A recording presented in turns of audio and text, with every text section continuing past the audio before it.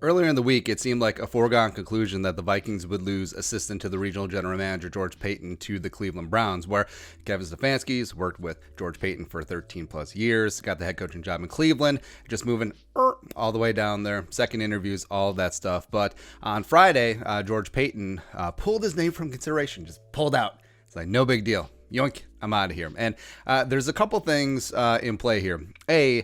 It gives the Vikings the remaining fallback option for Rick Spielman, where George Paton has served with Spielman, both with the Vikings as well as other various stops, I believe Miami and Chicago as well. So he has been Spielman's right-hand man for a number of years. And also, George Paton deserves a lot of credit for the talent evaluation, where the Vikings are one of the most talent-rich teams in the league. Maybe not a quarterback, but you know what I mean. So George Paton deserves just as much credit as Rick Spielman in terms of building and replenishing this roster year in and year out. And George Paton has always, to me, been the option to replace Spielman in-house, where the Wilfs are great owners.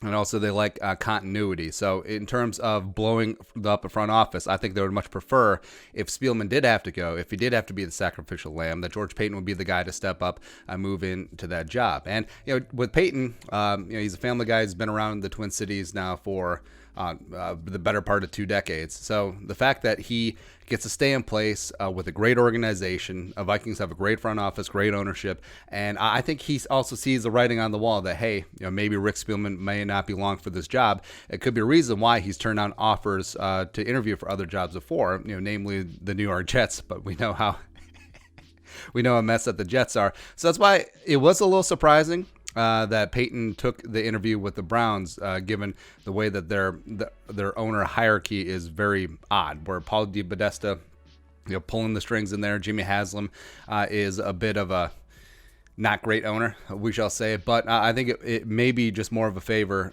for longtime friend Kevin Stefanski that he did go through the interview process, but also I think he just wants to be here in Minnesota. I really do. And it's kind of similar to what Eric DeCosta did as assistant to the general manager for so many years under Ozzie Newsome, where DeCosta's name was constantly tied to all these other GM jobs, and he deserves all the credit. He deserved those jobs, but he just stayed the course because he knew that Ozzie Newsome was eventually going to step down, and he did. After the 2018 draft, taking Lamar Jackson, no big deal. He stepped down, and Eric DeCosta is now the man in Baltimore. And with the Vikings, I think that Paton, the Machiavellian side says that George Paton's staying put until Spielman gets fired, but also I don't know if Spielman wants this job long term. And if you just look at like his son JD, Nebraska, he's a really solid receiver, and he's going to be an NFL player someday soon.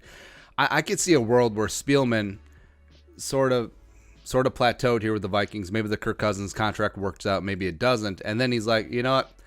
I've put in my time. We built a great team here. I can pass the baton on to my man, George Paton, keep a lot of jobs intact here with a great organization with the Vikings.